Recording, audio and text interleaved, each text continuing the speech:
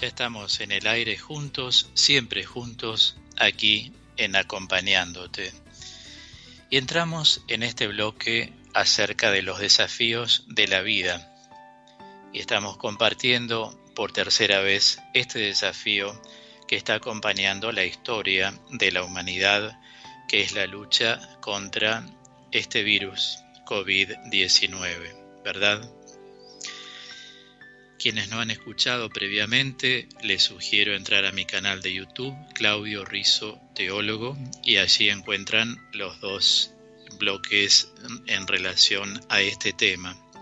¿Cómo vivimos esto desde la fe? Creo que siguiendo siempre la figura del siervo sufriente, como la vinimos considerando durante la semana, el profeta Isaías 53:5 dice que él soportó el castigo que nos trae la paz y con sus heridas hemos sido curados. Es decir, que el poder de la sangre de Cristo nos va a curar, nos va a sanar. Es una experiencia, a su vez, la del sufrimiento, que aparentemente se ve negativa, pero que para los que seguimos avanzando en la historia según el designio de Dios, va a ser una experiencia, y ya lo es, de purificación, pero esto se va a ir viendo a medida que pase el tiempo, por todo lo que dije el domingo pasado. Nosotros quedamos hoy en la posibilidad de compartir cuáles son las reacciones frente al dolor que puede experimentar cualquier persona. Hagamos siempre esta diferencia. Una cosa es la palabra dolor y otra cosa es la palabra sufrimiento. No es lo mismo. El dolor muchas veces sigue estando años. Por ejemplo, cuando parte un familiar hay duelo, de ahí la palabra dolor. Es como una cicatriz que queda. Sin embargo, el sufrimiento es la experiencia del dolor. El dolor en sí no es experienciable, el sufrimiento sí.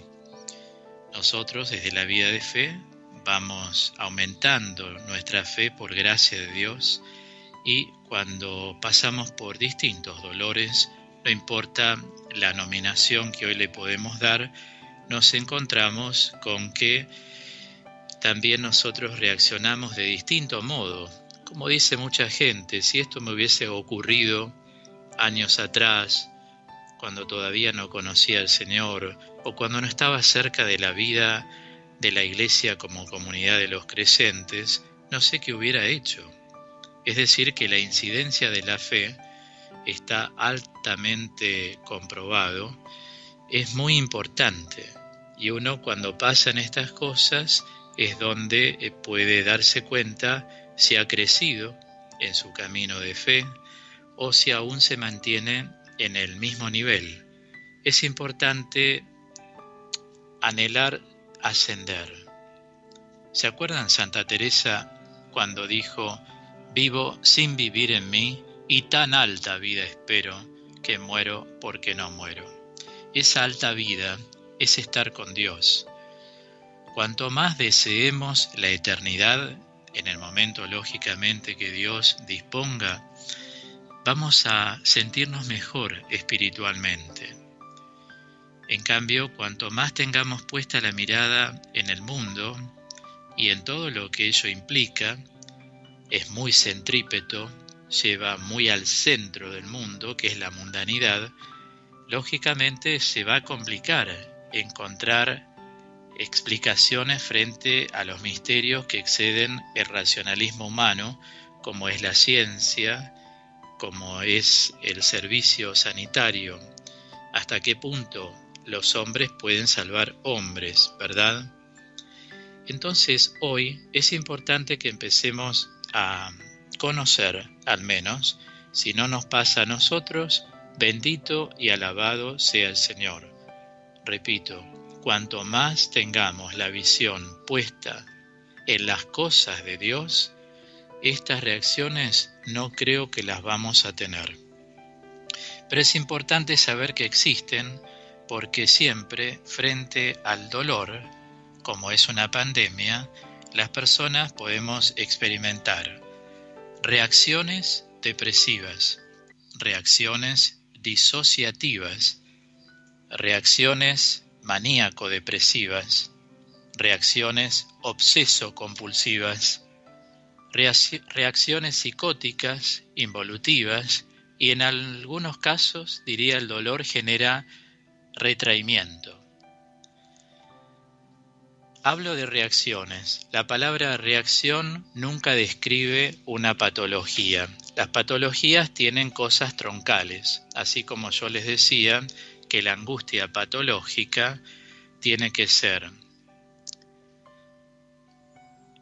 bajo una mirada científica, desde luego, anacrónica, estereotipada, son dos características muy importantes, y fantasmática.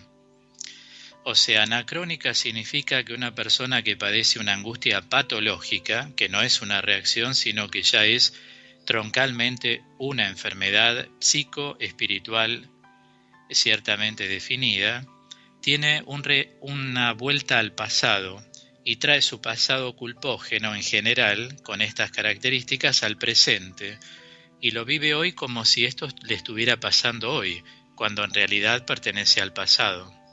Eso es un anacronismo, traer algo con características culpógenas al presente. Luego, es estereotipada cuando la angustia se instala como un modo de ser ansioso. Uno tiene ansiedad flotante, ¿no? Como constantemente el alma no está tranquila. Y ya digo, no solamente el psiquismo, sino que el alma, que es la parte interior que Dios ha creado para un acceso directo con Él, también está inquieta. Y el salmista nos diría, ¿por qué te inquietas, alma mía? ¿No? Porque, como enseña Santa Teresa en la vida, todo pasa y Dios no está ausente, Dios no se muda. Por eso uno va tratando de leer la metáfora, a dónde nos lleva la lectura de una vivencia. Y decía que es también fantasmática porque una persona que tiene angustia patológica generalmente trabaja con el yo ideal. El yo ideal no es el yo real. El yo real es la personalidad que vive su vida de acuerdo a la realidad. En cambio, el yo ideal es la persona que está viviendo su vida predominantemente con imaginaciones, vive según lo que imagina. En este sentido diría Santa Teresa que la imaginación es la loca de la casa.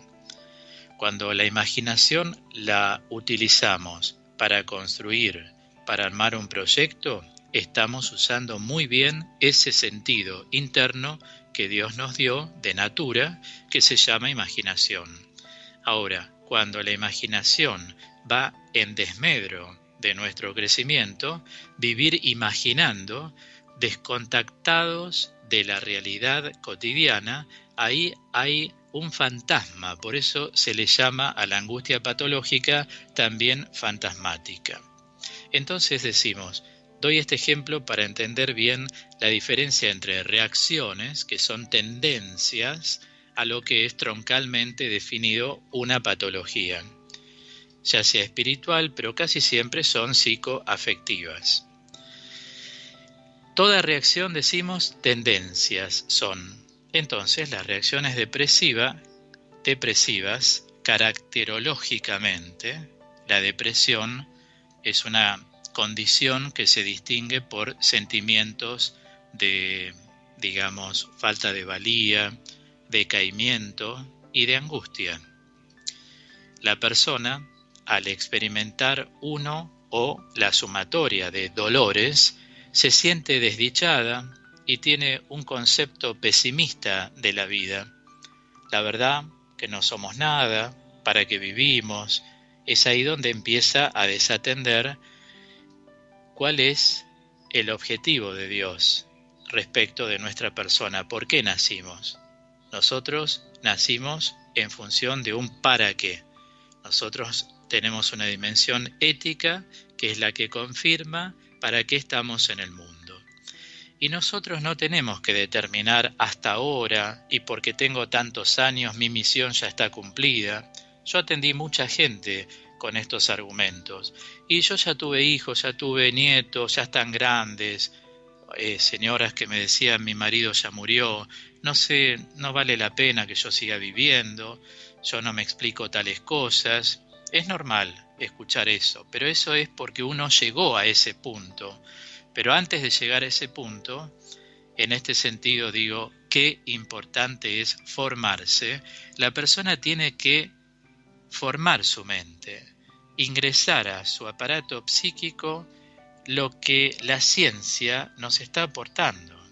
No llegar a ese, bueno, y si ya hice todo, ¿para qué? O bien, si es una persona soltera, hasta acá llegué, ya mi vida no tiene sentido. No hay que llegar a eso, porque uno no llega a eso de un día para otro. Pero a veces podemos cerrarnos, rechazar a los que saben, no escuchar las cosas que nos aportan para que nuestro cerebro funcione de otra manera, nuestras redes neuronales tengan un estímulo continuo en la vida y así podamos seguir avanzando, porque tenemos que ser como Jesús, un homo viator, es decir, un hombre en camino. El día y la hora la decide Dios, como enseña Santa Teresita de Lisieux, hasta el último suspiro uno tiene que seguir preparando cosas y ofrecer a Dios, no basándose en la cantidad, sino en la calidad. Doy este ejemplo porque mucha gente también me dijo, yo ya hice esto, más esto, más esto, más esto. O sea, la vida es cuántica, cuando en realidad la vida no debe ser cuantitativa, debe ser calificada.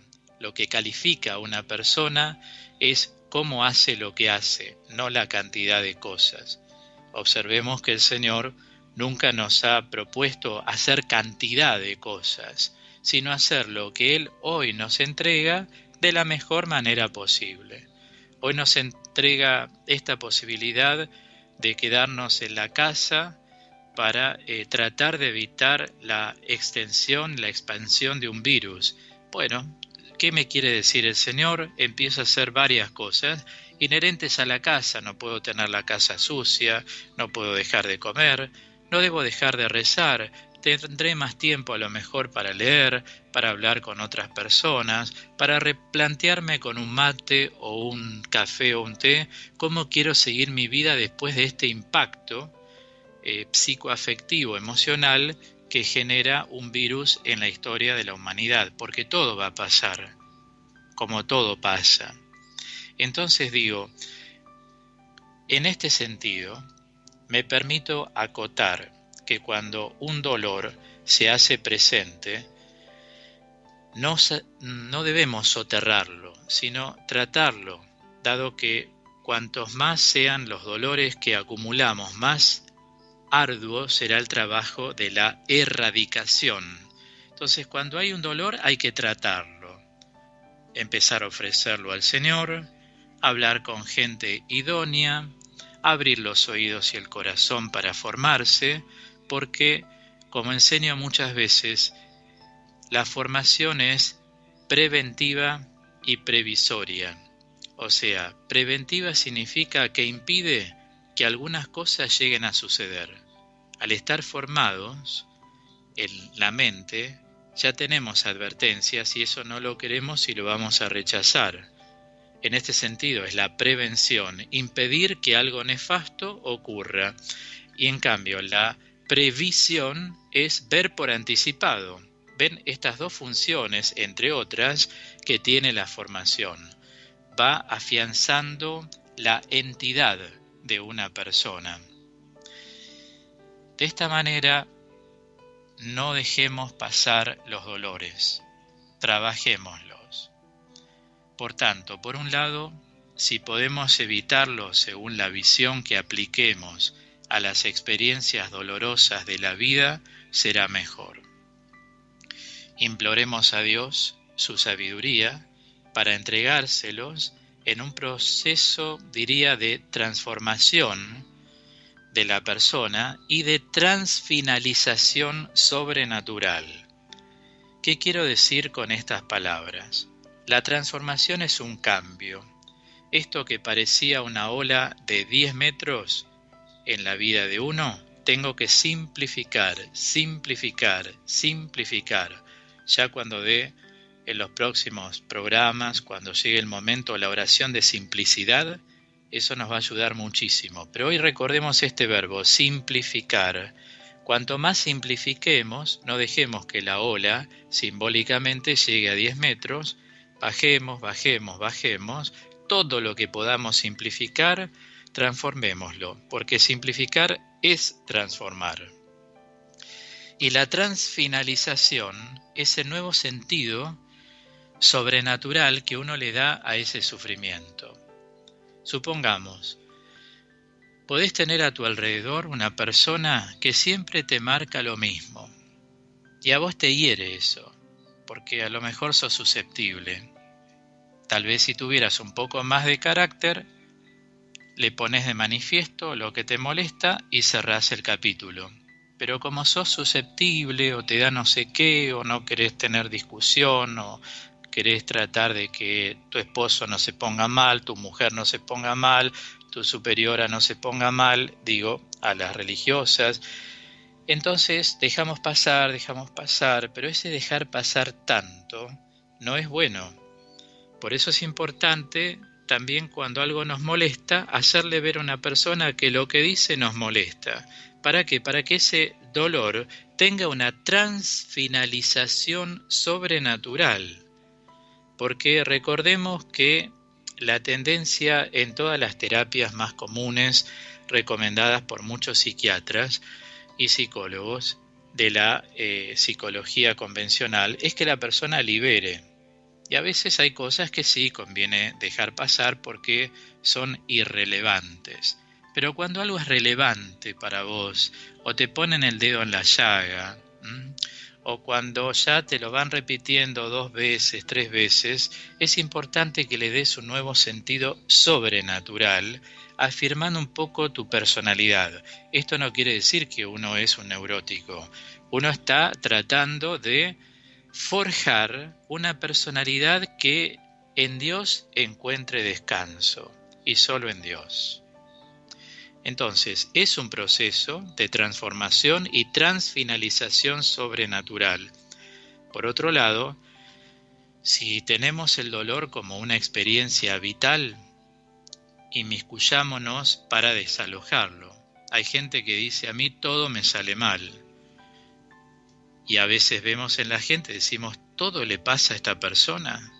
Le va mal económicamente, mal afectivamente, mal religiosamente. Tiene una neurosis continua, ¿no es cierto? Psicógena, una neurosis somatógena, porque el cuerpo va registrando los frutos de esta neurosis, y una neurosis noógena, es decir, afecta la capacidad de trascendencia.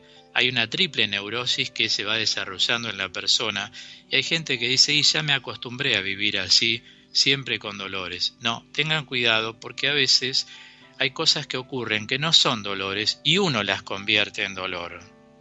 Por ejemplo, hay personas que me han dicho en los grupos de teoterapia que dirijo en la casa de formación, que hace años, por ejemplo, les importaba si alguien hablaba mal de ellos y querían como que les aclaren, y vieron que la gente a veces habla mal y después se esconde por cualquier lado, o dicen que no dijeron eso, que no quisieron decir eso. Muy poca gente asume y dice, sí, yo dije eso de vos, sea lo que fuera. Empiezan a dar rodeos. Entonces, muchos dijeron, a esta altura ya no me interesa si hablan bien o si hablan mal. Yo pregunto, ¿se puede conformar a toda la gente? No, desde ningún punto de vista, ni político, ni religioso, ni social, ni ético. Entonces eso hay que darlo ya por sentado. Desalojemos ese modo de ser susceptible. En alguna oportunidad dije en algún ciclo, no largues una lágrima por quien no se merece.